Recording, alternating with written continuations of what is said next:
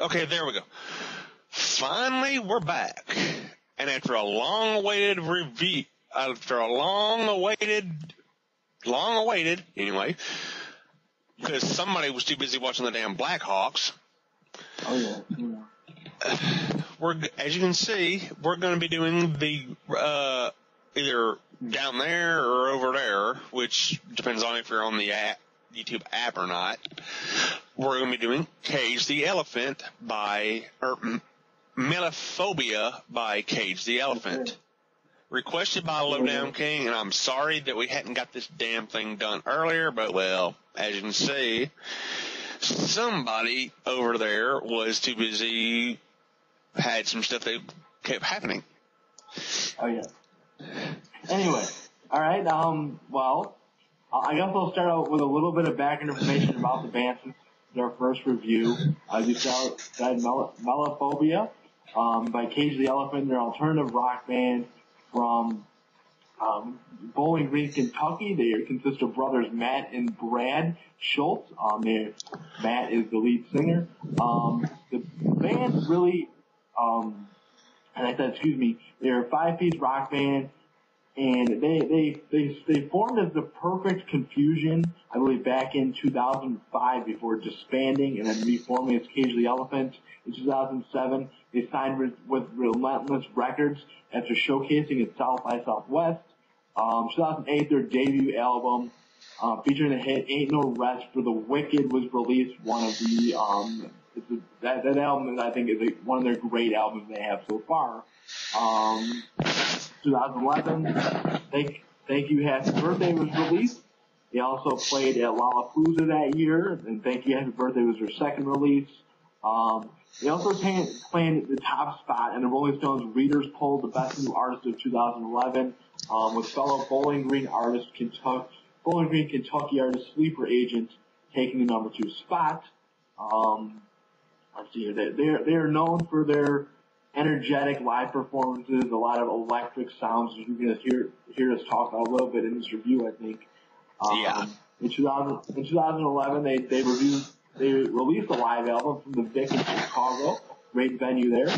And finally, a little bit, some of the band's influences include the Pixies, Red Hot Chili Peppers, Pavement, Mudhoney, the Butthole Surfers, Silversun Pickup, Manchester Orchestra, Morning Teleportation, I believe I'm saying that wrong, excuse me, Sleeper Agent, Screaming Tea Party, and Let's Wrestle. I can also say the Beatles and the Strokes after listening to the album as well. Definitely Sgt. Peppery, White Album-ish.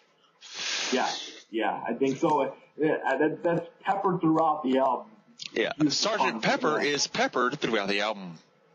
Alright, finally here, I think, for the background, the band will also be playing this year's Lollapalooza in Chicago, with the Arctic Monkeys, The Head and the Heart, and Group Love as well. That's, I think, about it. Do you want to talk about the production a little bit? Do you have anything to say about that? Well, this is psychedelic is all I can say. It's like, too many pedals used, but I'm not a huge, a dab will do in my opinion, but. Yeah, I mean, I guess we'll talk about that a little bit, but, I don't know, for the production, I think it was just enough for them. I mean, they brought in a long-time rock and country producer, Jay Joyce. Yeah. He worked both in the country and the rock, as you said. He's known for, like talk about a little bit, hard-nosed rock style, hands-on, hands-off approach as he works with the bands, and he goes either way depending on what the band wants and needs. That's about it, I think, for the production and the artist background.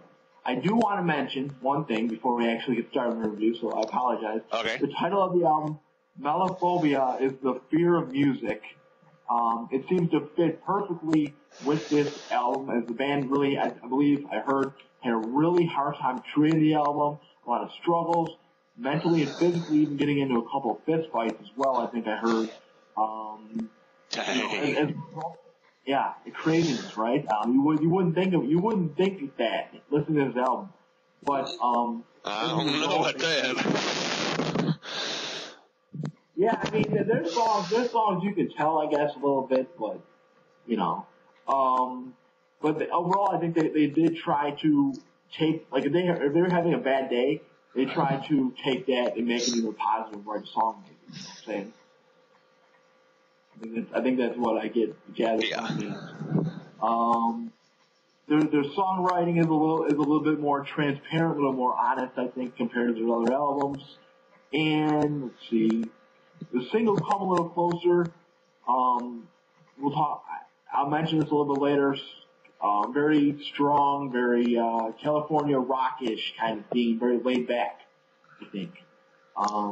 Yeah, so that's about it for the overall background information.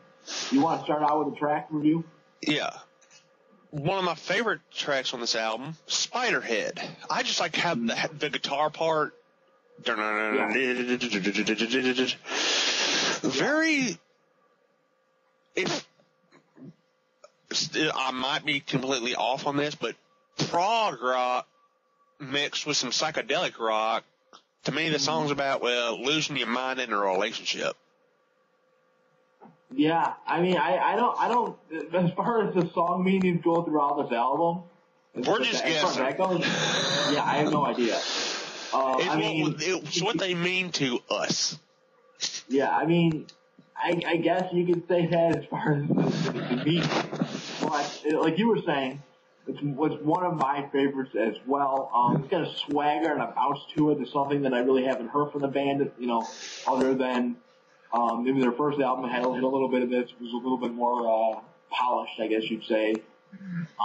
This song is a little bit more experimental, has a little bit more tempo change halfway through. Interesting psychedelic, just the drum beat opening, fast-paced guitar. That flows through the chorus and seems to be built around Matt Schultz's paranoid and somewhat whiny vocals, kind of get annoying at points.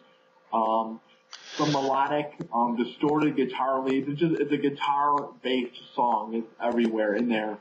A lot of piano notes in there. Interesting skip edits as we get closer to the end here. They kind of lead people as psychedelic inspiration of the song comes in, I think, halfway through there. Halfway through the song, the tempo, you pick up on this, the tempo changes again, and kind of it gets angry. He goes ape. He just goes ape, and that's awesome right there. Yeah. Something I noticed by listening to this band, the singer can get Lennon-y, if you know what I'm saying. He can have a hint of John Lennon in his voice. Oh yeah. Yeah, there's a couple of songs on there that a little bit later, but that's there. For lyrically, what would you say lyrically about this song now? I think it's rather dark. Full a lot of paranoia. Yeah. I think as what we're saying with the meaning of the song is this person who, like, the song is about a person who is dealing with demons and like I said, very paranoid. Something. The line that sticks out to me with that is, I think your mother wants me dead. Say you wanted to. I am a schizophrenic man. That the way that chorus. Like I said, he's in a relationship, but he's literally losing his mind. Yeah. Oh yeah. And I think that's basically it. I think, well, the lyrics are not really the best. They're kind of cheesy at points, I think. Yeah. A little bit. It plays really good. The whole song, the whole thing is pretty solid. Yeah, definitely. All right, I'll do track number 2. The single, Come a Little Closer here. This song, which is the lead single, is one of the more explosive and tempo-driven songs on the album. It opens with a groovy bass line in melodic drum beat that leads up and through a series of short, distorted guitar lays verses and gradually builds into explosive chorus, I think. With saying that, there's still a calmness about the song. highlighted by multiple layers of instrumentation that, like I said, kind of lend itself to the laid-back feel, but have very powerful vocals as well as the song. One of the best songs I think the band has released. Kind of out. I mean, it's mainstream, so it's radio friendly, so it's maybe not the best song, but it's there. Halfway through the song, the tempo shifts and kind of slows down. The focus on Schultz's vocal is kind of saying it's kind of really vocal based this song is. Goes up again at the help of pounding distorted guitar and drum and a drum pairing that is repeated towards the end of the song as well. It kind of loops back around there. Do you have anything you want to say about this song? Well, it's slow-paced about, seeing ain't always believing, or I might be wrong, there's some pretty psychedelic lyrics. That's all I can say about that one. Yeah, they're laced in it. They're tucked away in the instrumentation and everything. Yeah. Anything else? That's this song? Nope. That's all I got. Yeah, I mean, it's a very straightforward song. I mean, there's nothing really to say. It's one of the band's best songs, I think, but it is a little bit too radio friendly. You get sick of it really easily. All right, do you want to start out with track number 3 here? Telescope, yeah. Mellow song about, imagining what's like to live wherever you see a telescope, or 2, getting incredibly high and looking through a telescope. At least that's my personal interpretation of it. Yeah. What do you think about the instrumentation? I think there was very minimal instrumentation. It's just mellow, you know? Yeah. Just straight mellow, man. Again, that California vibe of the band is coming through, even though they're not from California. The laid-back feel there, I think, is coming through. For me, I'll kind of go through this really, really fast here. The song is one of my favorites.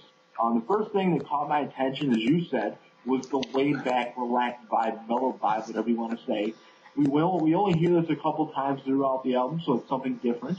The band used a lot of minimal instrumentation, instead focusing on a beautiful lyrical song, using only really just distorted acoustic guitar and drum, really to set as the story's background music, as you will. And I believe this song does tell a story. Halfway through the song, suddenly it picks up speed and pace, with pounding drums and slightly distorted guitar riff rather, join a layered and angry vocals that seem to be hinting at a mental conflict again. That's kind of maybe going with the angry side of the band and kind of the feuds they're having, channeling that, I think. Yeah.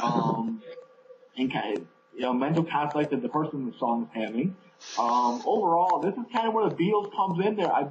The Beatles reference for this song. Overall, the tempo and tone of the song reminds me a little bit of A Day in the Life by the Beatles. The second half of the song proves that the band isn't afraid to change their sound on the fly. It kind of changes, as I said, halfway through there. Very interesting. And as you said, lyrically, as you said, your interpretation, who knows what it might be about, but my best guess is that the lyrics on the song are probably the best on the album, I think.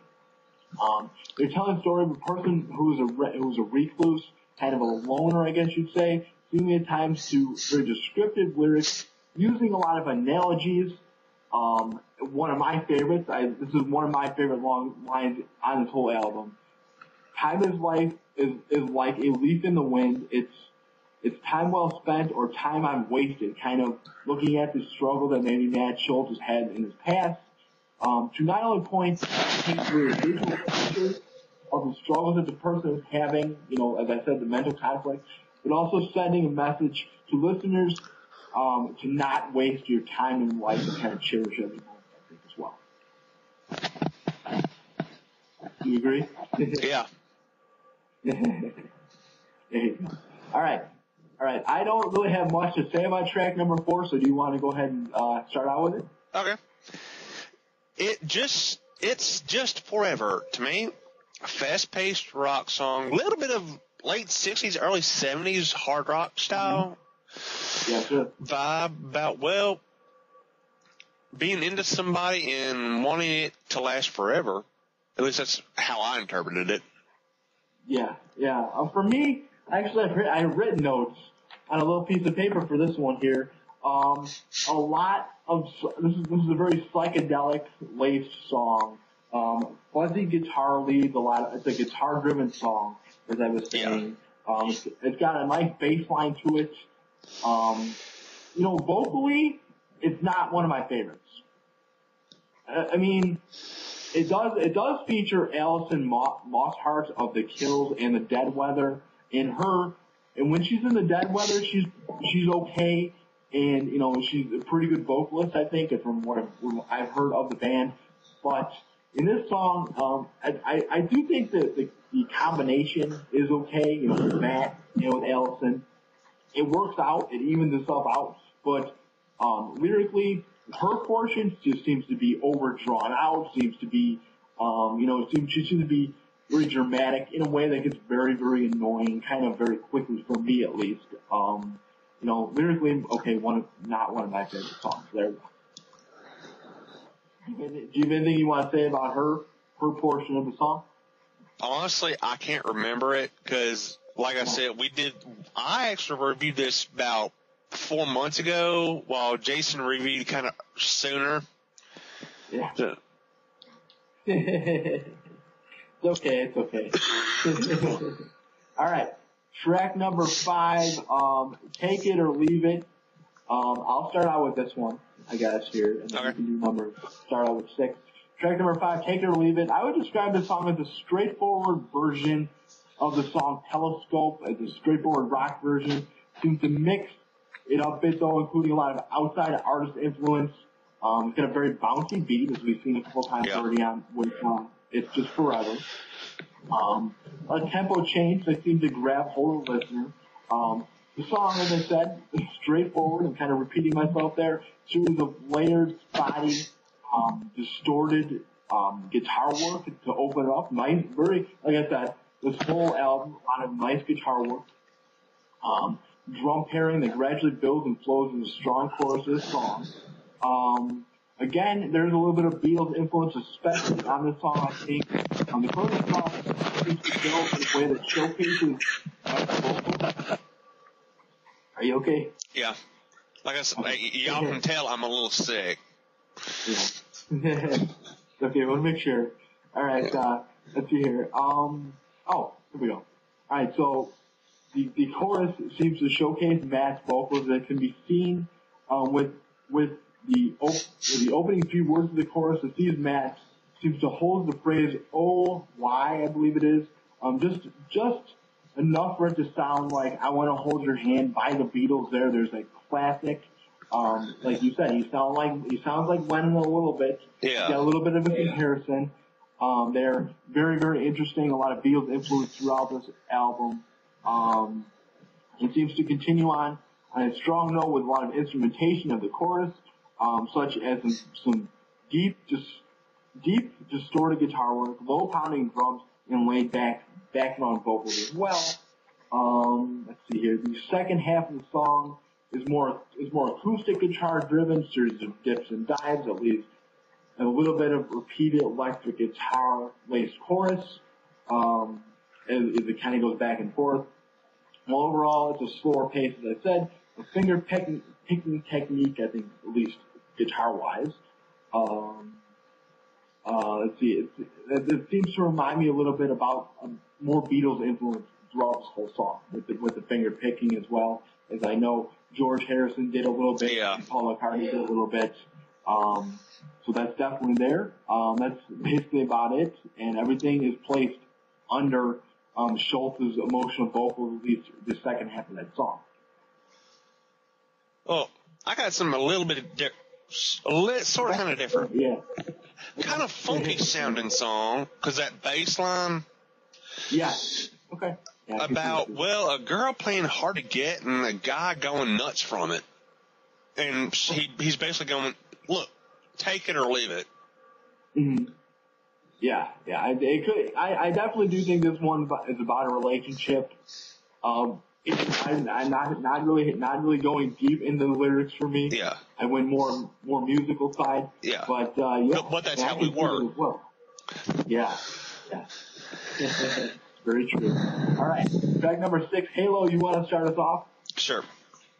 Mid-tempo song about, well, wanting to get over somebody, but it's kind of like the gospel.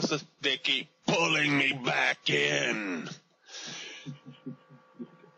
I drag it out, they pull me back in. Yeah. I mean, like I said, I have no idea. There could be something. Seems a little out there, but there we go. Okay. This whole album's a little out there, so. Very true. All right. For me, focusing on the music side a little bit here, very aggressive song, seems to feature elements of the band's classic rock influences a little bit. There's a little bit of artist influence vocally, maybe such as the Vampire Weekend, as I'll get back in a little while. This track is a little bit predictable to me. Kind of reminds me a little bit too much of Take It or Leave It. It has a very straightforward feel, I think. As you were saying, you said mid-tempo, I think, or something. Yeah. Not slow, not fast, just right there in the middle. I mean, it's there. It's like you said, very, very, very well put there. I didn't even think about that. I like how it has the very start-stop guitar at the beginning. Yeah. In the drum pairing, and leads to a little bit of instrumental shift, especially as we get through the song, and progresses into a guitar-laced chorus. And the verses have a lot of piano put in them. It's very enjoyable, as I said, especially as they loop back around under Matt's vocals. That seems to go really. His vocals are interesting in the song. They go from singing to kind of screaming. The way that things are leveled out, which is kind of it's a good effect to me. I think in a way it makes things interesting. I guess the more I listen to the song, I might be annoyed a little bit. Yeah. Yeah, I just think the way that's added, it sounded good. Overall, lyrically, the vocals, I said, a little bit predictable, reminded me a little bit of the Vampire Weekend, or something I hear from that, or a combination of the Vampire Weekend and maybe the Strokes and the Arctic Monkeys as well. Yeah, but you already did it. I started it out. Yeah, I'm going crazy. Excuse me. It's all in your head. It might be. As it says in the song, as it says in Spiderhead. Very good. All right. I can always tie things back in here. Yeah. All right, track number 7. I'll start it out with Black Widow. This song, to me, is probably the most experimental song on the album. It once again features a lot of bands. It's a well-known rock sound, adding little elements to create a sound that, in a way, is very 50s and 60s inspired, especially vocally. Yeah. I'll talk, and I'm sure once I get to that portion, we can talk about it a little bit. This song opens with some hard rock inspired and charging horn and guitar-backed instrumentation. Very interesting, something we don't hear a lot in today's music with the horn section. The band is not afraid to change things up, which is good. And it seems it's an interesting background, all that horn and the instrumentation, for a lot of sex-laced falsetto vocals. Matt Schultz tries things, kind of goes over the top of the song, in my opinion, that is both entertaining at times, but annoying the more and more you listen to the song for me. It's just, I don't know, it's interesting though, but very kind of annoying at points. What do you think? Yeah. To me, this song's a hard-rocking song about a girl who's bad news. We all know what type of girls those are. And she tries to seduce guys with the way she moves. Yeah, a lot of seduction in the song. Like lyrically, yes, I got you. Yeah. What do you think about his vocals though? They're up there a lot. Yeah. I mean, they're okay, but they're kind of annoying. Yeah. Yeah. Of course, if he starts singing like Lennon personally, now, guys, don't start taking shots at me. Oop, yes, I just went there. But I kind of found John Lennon's voice to be annoying as hell. Bobby, don't shoot me. I mean, he doesn't sound exactly like Lennon. But I get what you're saying. Those frequencies up there, I'm more of a McCartney guy. Yeah. I got you. Okay. All right. Track number 8, Hypocrite. I don't have much to say about the song. You want to go ahead and take it over? All right. Kind of late Beatles-esque. Okay, maybe a little bit Pink Floyd mixed in there. Mm-hmm. Yeah, that whole era, I think. Yeah, about wanting to know who's to blame and possibly him being a hypocrite. Mm-hmm. Yeah, I mean, for me, musically, it's a very interesting song. It's one of, I think, the best on the album because it's played very loose, kind of very carefree. Seems like the band, they really enjoyed this song. It's a lot of non-traditional instrumentation on this song, especially with the percussion and the way the build-up as the song starts. It's kind of I don't even know how to describe the drums. Kind of like a rolling thunder drum, I guess you would say. It kind of travels throughout the whole song. Minimal instrumentation, I would say. The vocals they're okay. And the song overall, I think, is interesting at points with like the drums, but can also be very boring at points, and that's kind of why I skipped over it a little bit. It's one that I could probably easily say to skip. But there of course I believe there will be a couple of those on every album that every band does. Yeah. All right, you can go ahead and start out with number 9 as well, T. Okay. Hard rock, almost punk sounding. Mm-hmm. Yeah. About honestly going nuts, and for some reason being able to feel it in your teeth. I don't know what that means, but it's like, okay, he's only insane and he can feel it in his teeth. Okay. Yeah, I mean, vocally and lyrically, I think Matt was more dealing with, this is him going crazy again, dealing with his personal issues he's had around this album, and kind of the struggles he's had, with his confidence, I guess you could say, for lack of a better word. Yeah. This song is one of my favorites on the album. It's one of the weirdest, but yet the most unique. Not only on the album, but I think Cage the Elephant with their catalog. It kind of reminds me of Thank You Happy Birthday, their second album, as you said, with a punk sound to it. That album had that as well, a little bit. But it's very interesting. It sees them straying away from the classic sound and kind of the rock sound, as you said, punk. It opens with a different post-hardcore sound, I guess you would say, post-punk as well. Something like that. For sure. Kind of, for me, when I think of punk and being born in the 90s, I know this is completely wrong, but I think of Blink-182. And even though they're a mainstream band, that's almost exactly what I got overall with the vibe of this song. Well, when I think punk, I'm thinking more like Sex Pistols, Ramones, aggressive punk. Yeah, but that's and everything ties back together. I mean, there is elements when I say punk, my interpretation is obviously going to be different from yours. That's the first thing that came to mind for me, I guess. Yeah. Why am I justifying myself? I don't know.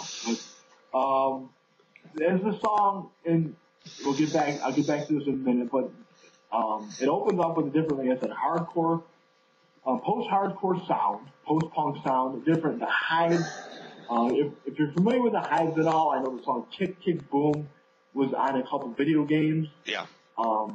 Video game soundtrack. And that song has a very, a wall of distorted guitars in it, and this is kind of the same thing here. Wall of distorted guitars, pounding drums will travel through the song, setting in a really danceable, kind of upbeat, fun tempo before the song goes absolutely crazy at the halfway mark, the 2:30 mark. The song shifts tempo again, this time more heavy garage rock influence. The band has a little bit of that as well on the album with a loud, dramatic guitar shift. I think a little bit of blues rock with a little bit of saxophone and the drum-laced solo, very interesting, and vocally very interesting as well. He goes crazy talking about a little bit of personal issues with some weird, creepy, spoken vocals there and lyrics as well. So very, very interesting song overall. All right, I'll let you close out the album, I guess, because I think a little bit longer. Track number 10, Daydreams. Cigarette Daydream, and Mello's song about digging your significant other and for being their cigarette daydream. Or like when you're smoking, not that I know about smoking, but your mind just starts thinking of that person, I'm guessing. Mm-hmm. Yeah, this song I think is it's kind of a love song, I guess you could think. It's definitely a ballad. Yeah. For me. I think it's a very nice way to close out the album. It's very laid back vibe that this album has, the California kind of sound, I guess, as I mentioned a little bit before.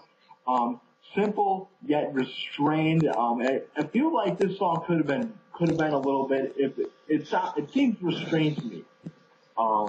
Like the guitars seem to be held back. I think that's done on purpose. Acoustic ballad though, it seems to showcase the band's willingness to kind of change their sound. A lot of people, that I've seen on the internet were unsure about the band going forward and if they could change, and this I think proves that they can. Song opens with a soothing acoustic guitar instrumentation that travels through the song, supporting the vocals, the positive vocals of Matt Schultz. So I guess you could say it's about, a love interest, or maybe just in general about seeing better days. Yeah. Maybe? Yeah, that can be, yeah. Yeah, and I think his vocals, Matt Schultz's vocals at points remind me, again, of a little bit of Beatles influence, especially with the echoing effect, before the main backing vocals are kind of there. Finally, the tempo of the song picks up, and it seems like the band attempted to kind of fuse all the great sounds on this album into this one song. There's a little bit of a string section as well, soft kick drum, instrumentation, guitar-laced instrumentation that join Schultz's vocals as the song comes to a close. So it's kind of a mishmash of sounds on this song as we get, it starts out slow and kind of goes a little bit haywire and has a little bit of different sounds. So very, very interesting though. All right, what do you think? What do you think if you were to say are your favorite songs? Probably Spiderhead, and it's just forever. Okay. All right. I really like Telescope, and I think Spiderhead are my two favorites overall. I mean, this whole album is very solid, and I'll kind of talk about that in a minute with the sound and stuff like this. But very, very interesting overall, this album. Okay, what do you think overall about this album? Well, honestly, I'm not huge into psychedelia, but they did it well. So I'd probably give it 7 out of 10. Okay. Yeah, I'd probably go a little bit higher, maybe go 8. I mean, it's got points where it's really good. It's got points where it could be better. As I've said, a couple of songs that I kind of skipped. For me, I'll kind of go a little bit more in depth. The band there's 3 elements that caught my attention: the sound of the album and the production. There are 2 elements, maybe 3. Let's see here. The sound. The first 2 Cage the Elephant albums, 2008 self-titled debut and Thank You Happy Birthday. their 2011 really didn't have a true identity to me. The first album, very heavy classic rock influence, which we see here a little bit of funk, a little bit of blues influence. There's a whole bunch of stuff here, which has seen the band, I think I heard a couple of years ago, maybe compared to the next Nirvana. I mean, I don't see that. I saw that somewhere in an online forum. I was like, what? You know? I don't know. Maybe because their first album was so dynamic, that's where people get that from. Maybe. But their second album is more punk rock inspired. The sound of the band, they have a really changing sound with this album. Seems to concentrate, as I said, on their own distinct sound. Seems to be done by combining sounds they had on their different albums. With a lot of artists in genre influences such as the 60s garage rock, 70s punk, 80s alternative rock, and molding each sound in a different way that captures the band's new and fresh attitude. As I said, they've kind of gone through a lot of trials and tribulations here, at least, both physically and, personality-wise as well.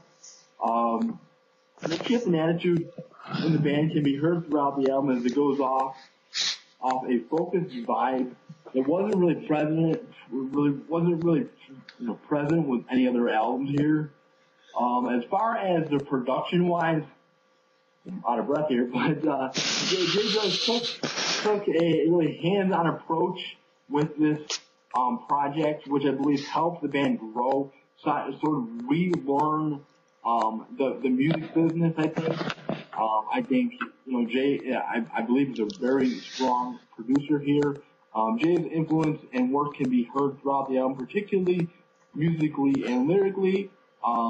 Musically, he took their hard rock and their polished sound and kind of added different elements to it. The musical change came on top of kind of a bass sound they had, and a lot of distortion was added, particularly to the vocals and the guitars there. As you were mentioning a little bit before, right? You said you didn't like all that added elements there a little bit. Well, sometimes there are a few times where the guitar effects and the recording effects just drowned out the vocals, which that irritates me. Mm-hmm. Yeah, I believe. Are you referring to maybe Teeth? Yeah. Teeth, maybe. Yeah, a little bit. It's a little bit there. I did know that. What is he saying? Yeah. Let's see here. Lyrically, I think, as I said, the band, Jay Joyce's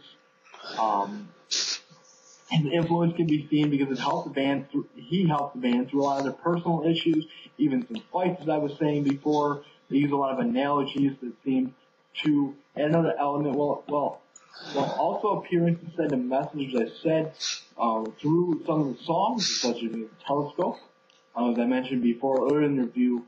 But overall, very good album. Again, Jay Joyce, I think, did a spectacular job. The band, a great rebound from the first two albums, and a very solid album overall. It's got its moments, but yeah. That's it for me. Anything else? Well, Jason has every permission to upload this video on his YouTube channel as well. I always say that, but don't want anybody to think claiming copyright or something.